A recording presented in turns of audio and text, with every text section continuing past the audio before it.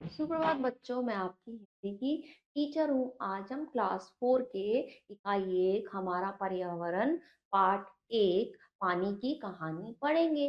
तो बच्चों, पानी की कहानी में मैं आपको बता दूं, यह एक कविता है और इस कविता में कवि ने पानी के महत्व को समझाने का प्रयास किया है। बच्चों, हमारे जीवन में पानी का बहुत ही प्रयोग होता है, तो उसी महत्व को बताने का प्रयास इस कविता में कवि ने किया है। तो पाठ की शुरुआत, कविता की शुरुआत करने से पहले हम थोड़ी सी जानकारी लेते हैं। चलिए शुरुआत करते हैं।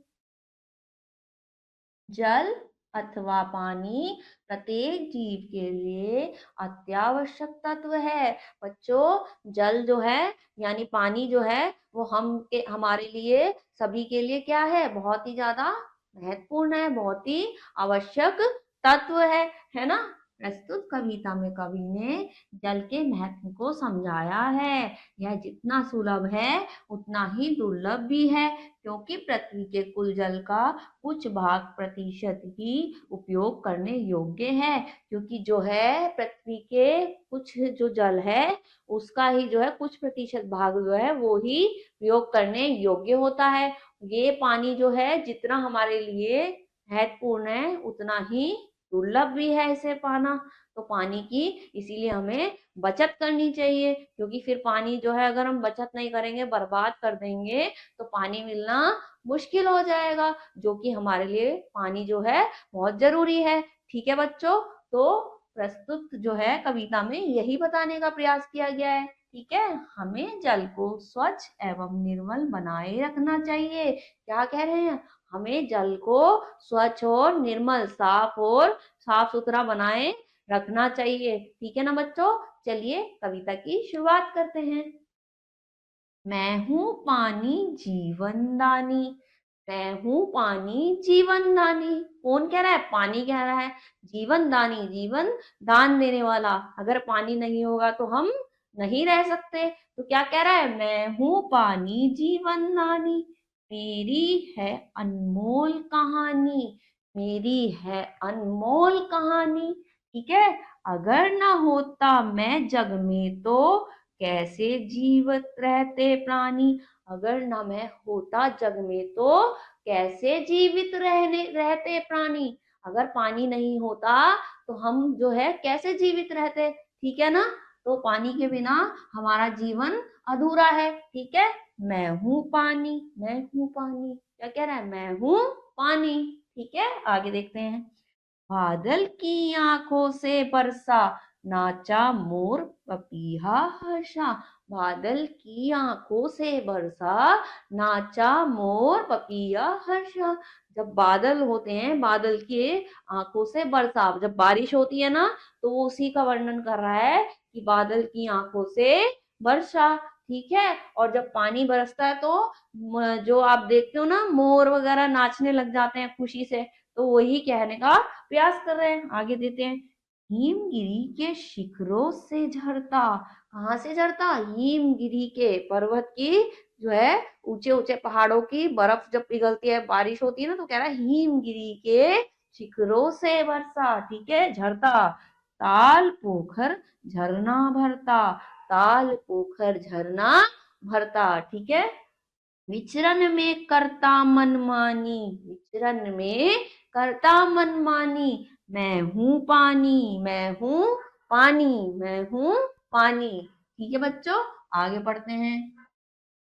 सागर ने नदियों ने पाया, नहरों से गांव तक आया।